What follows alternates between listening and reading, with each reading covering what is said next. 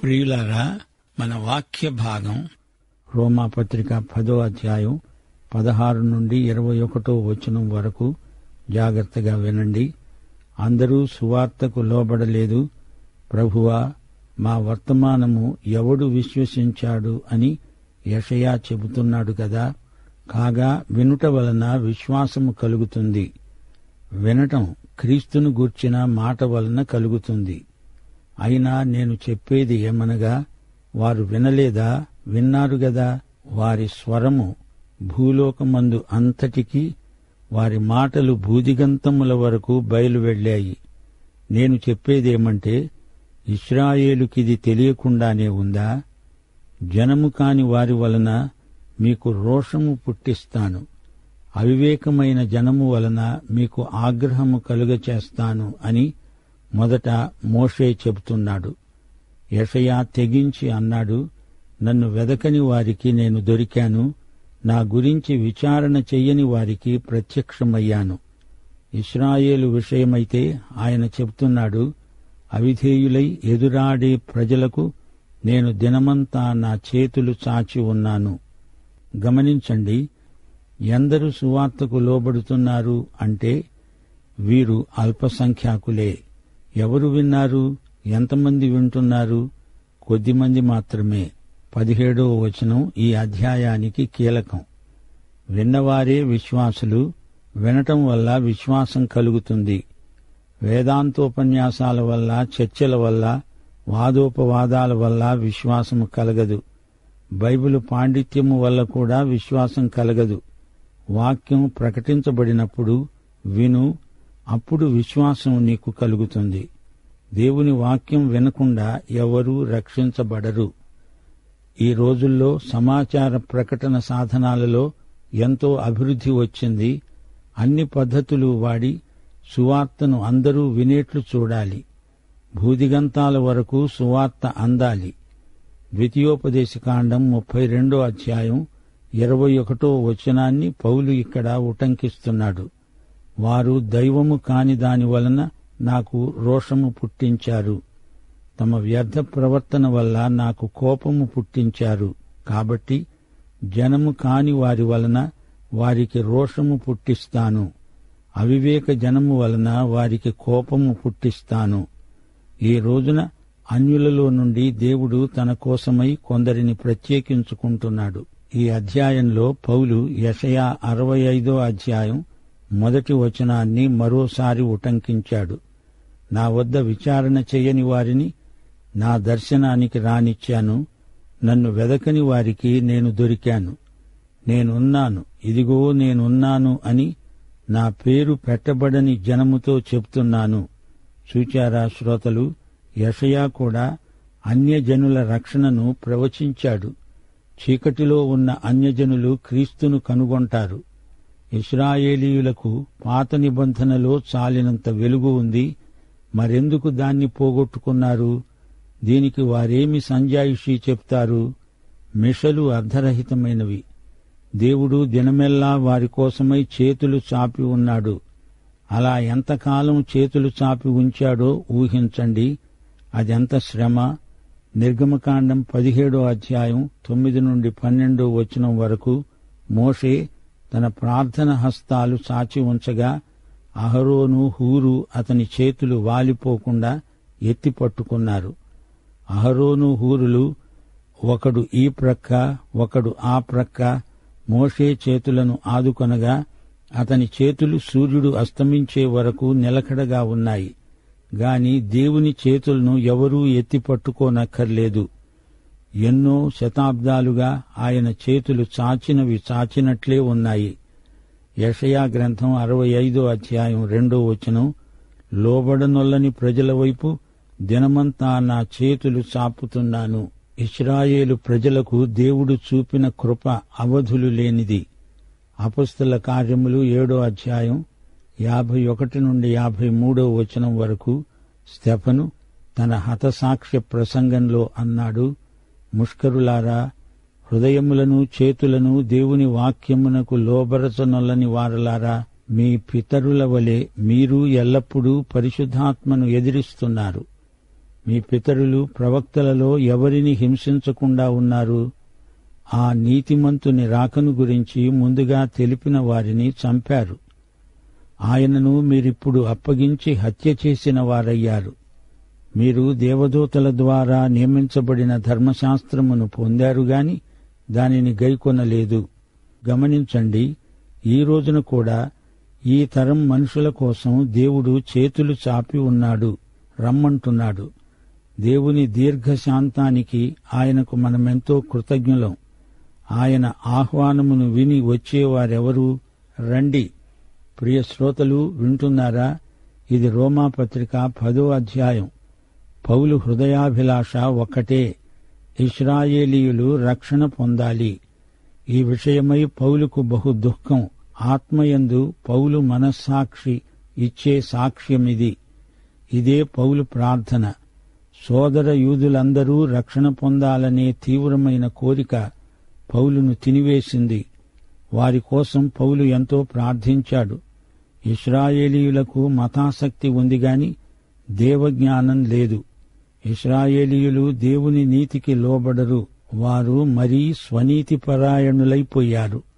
దేవుని నీతి కొరకు ఆకలి దప్పులు గలవారికి దేవుని దీవెన ఉంటుంది. కాని అట్టి ఆకలి దప్పి వీరికి లేవు. స్వనీతి కాదు, క్రీస్తునందలి దేవుని నీతి మనకు కావాలి. ఇది విశ్వాసమూలమైన నీతి. హృదయము నోరు ఈ విషయంలో ఏకీభవించాలి. యేసు పునరుత్థానం హృదయం నిండా ఉండాలి. యేసు ప్రభువని నీ నోరు సాక్ష్యమివ్వాలి. విశ్వాసము, ఒప్పుకోలు ఈ రెండు నీ హృదయము నోరు కలిసి సమర్థించాల్సిన వైఖరి. విశ్వాసి జీవితంలో నోటి ఒప్పుకోలు, హృదయ విశ్వాసము ఏకీభవించాలి. రోమాపత్రిక 3వ అధ్యాయం 29-30 వచనాలు ఈ సందర్భంలో జ్ఞాపకం చేసుకోవాలి. దేవుడు యూదులకు మాత్రమే దేవుడా? అన్యజనులకు దేవుడు కాడా? అవును, అన్యజనులకు దేవుడే. దేవుడు ఒక్కడే గనుక సున్నతి గలవారైనా కాకపోయినా అందరినీ విశ్వాసమూలముగా నీతిమంతులనుగా తీరుస్తాడు. ఆదికాండం 12వ అధ్యాయం 8వ వచనం, అబ్రహాము యెహోవా నామమున ప్రార్థన చేశాడు. ఆదికాండం 21వ అధ్యాయం 33వ వచనం, అబ్రహాము నిత్య దేవుడైన యెహోవా పేరట ప్రార్థన చేశాడు. ఆదికాండం 26వ అధ్యాయం 25వ వచనం, యెహోవా నామమున అబ్రహాము ప్రార్థించాడు. రోమాపత్రిక 10వ అధ్యాయం 13వ వచనం, ప్రభువు నామమును బట్టి ప్రార్థన చేసేవాడెవడో వాడే రక్షించబడతాడు. అబ్రహాము విశ్వాసులకు తండ్రి. విశ్వాసులు నీతిమంతులు. విశ్వాసము శూన్యంలో నిలవదు. క్రీస్తునందు నిలకడగా ఉండాలి. ఇది ఉత్తమ సువార్త. ఇది విశ్వాసవాక్యం. సువార్త ఎన్నడూ విని ఉండని వారిని గురించి పౌలుకున్న మనస్సే మనకు ఉండాలి. పౌలుకు క్రీస్తుకు కలిగిన మనస్సే ఉంది. వినటం, విశ్వాసం ఈ రెండు పరస్పర సమాశ్రితమైనవి. వినాలి, క్రీస్తు వాక్యమే వినాలి. విని విశ్వాసముంచాలి. అంతటా సువార్త వినబడాలి. 19వ కీర్తనలో దావీదు అన్నాడు, ఆకాశంలో అంతరిక్షంలో పగలు రాత్రి లోక దిగంతాల వరకు సువార్త వినబడాలి. యెహోవా ఉపదేశాలు నిర్మలమైనవి, ఆయన ధర్మము నిర్మలమైనది. అప్పుడు మన నోటి మాటలు, మన హృదయ ధ్యానము దేవుని దృష్టికి అంగీకారములవుతాయి. ఇశ్రాయేలుకు ఇదంతా తెలిసి కూడా అవిధేయులై అధిక శిక్షను కొని తెచ్చుకున్నారు. ఈ రోజున ఇశ్రాయేలు దేవుణ్ణి తిరస్కరిస్తే వారు శిక్షను తప్పించుకోలేరు. గమనించండి, ఇశ్రాయేలీయులు ఎందుకని క్రీస్తు విషయంలో తొట్టిల్లారు? దానికి ఒకే జవాబు, దేవుని నీతిని వారెరుగరు. దేవుని నీతి ఎలా ప్రాప్తిస్తుందో వారికి తెలియదు.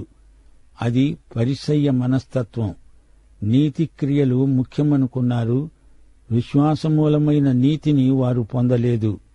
యోవేలు గ్రంథం 2వ అధ్యాయం 32వ వచనం, ఆ దినమున యెహోవా నామమును బట్టి ప్రార్థన చేసే వారందరూ రక్షించబడతారు. అపొస్తలుల కార్యములు 2వ అధ్యాయం 21వ వచనం, సువార్తను అంగీకరించి విశ్వసించిన వారే రక్షించబడతారు.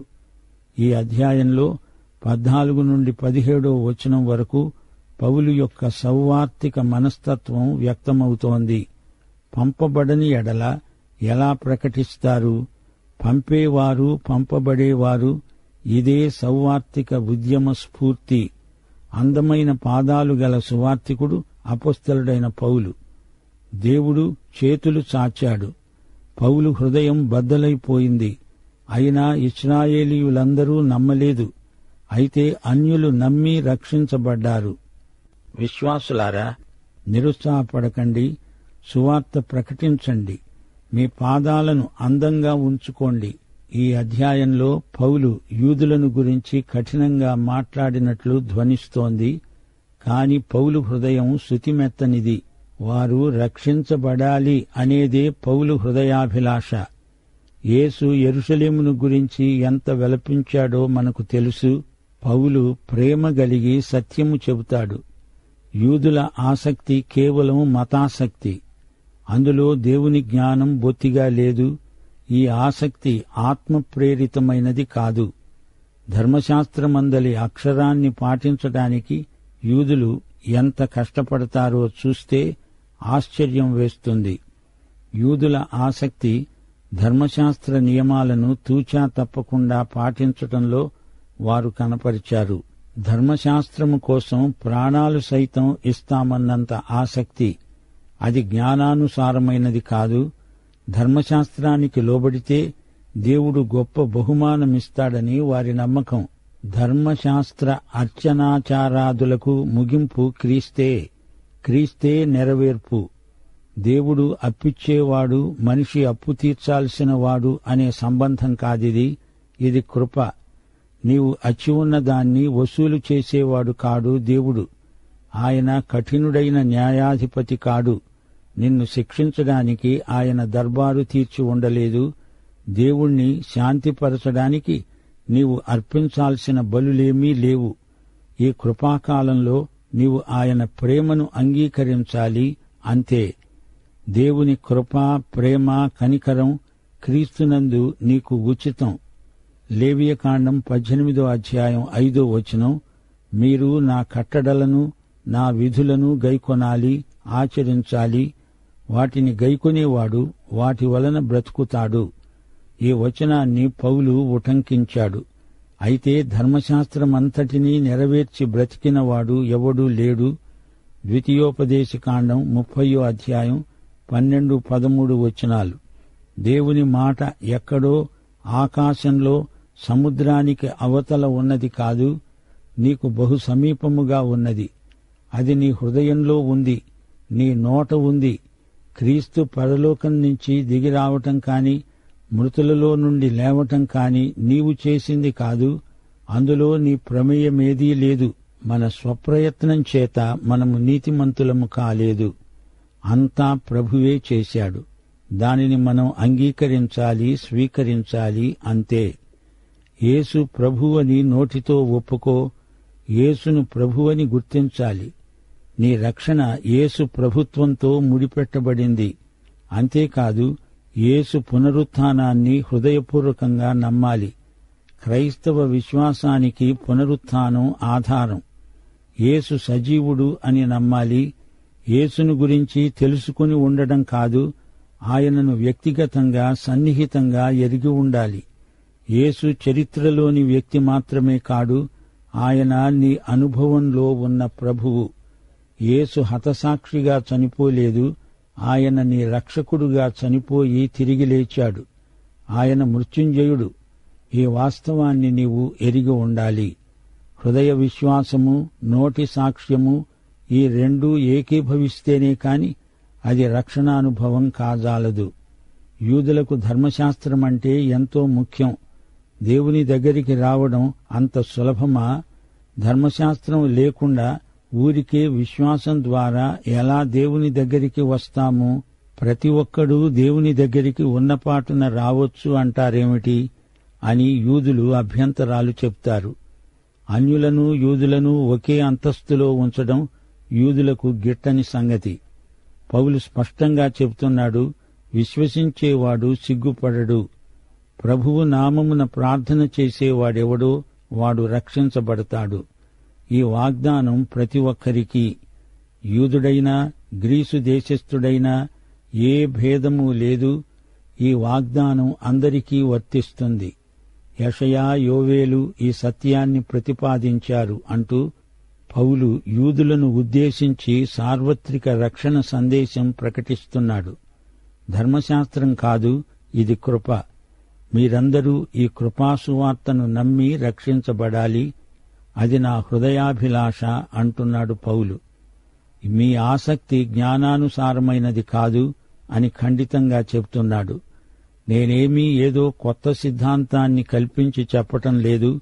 ప్రవక్తలు ఇదే సత్యాన్ని ప్రబోధించారు అని రుజువు చేసి రక్షణ మార్గం క్రీస్తే, క్రీస్తునందలి విశ్వాసమే అని ధైర్యంగా ప్రకటించాడు పౌలు.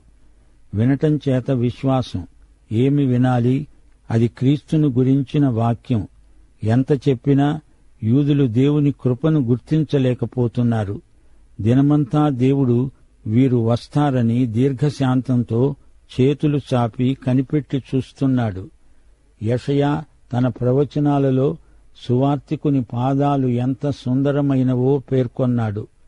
సువార్తికుడు పంపబడాలి, ప్రజలు వినాలి, రక్షించబడాలి. యూదులు తమ అవిశ్వాసం చేత, అపనమ్మకం చేత ఎన్నో ఆశీర్వాదాలు పోగొట్టుకున్నారు.